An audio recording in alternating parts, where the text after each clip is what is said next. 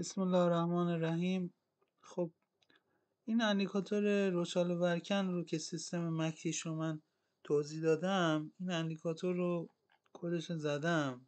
حالا نحوه استفاده چی، آلارم هم داره و اینا.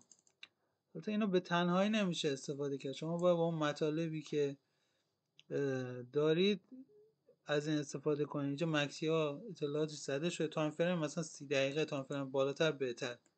زمانی که مثلا شما در یه روند صعودی یه سیگنال، مثلا روندتون تشکیل گرفت و سیگنال بای داشتی، بعد از این هم مثلا دنبال هیدن باشی تو مکتی، میتونی ادامه روند وارد شی.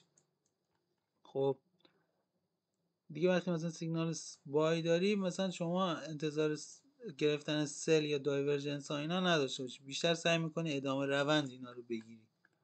بس برای مبنای سیستم روچاله ورکن که تو اون ویدیو توضیح دادم کامل بر اون مبنا هست. تو تایم فریم بالا هم خیلی حالا بهتر عمل میکنه. آلارم هم داره، حالا این تنظیماتش هم میتونید نگاه کنید.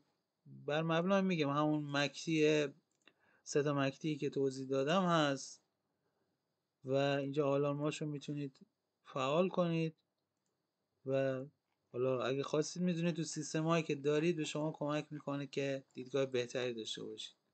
دیدش میگم سیستمی که ادامه روند برای کسی که میگیرن کمک میکنه، بیشتر دیدگاه ادامه روندی دارن به اونا کمک میکنه.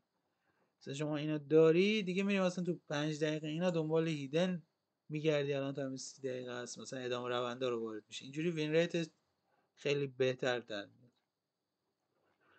در صورت کل سیستم اینجوریه و کمک کننده میتونه باشه. حالا خودتون هم استفاده کنید، شاید کمکی کرد. با تشکر، خداحافظ.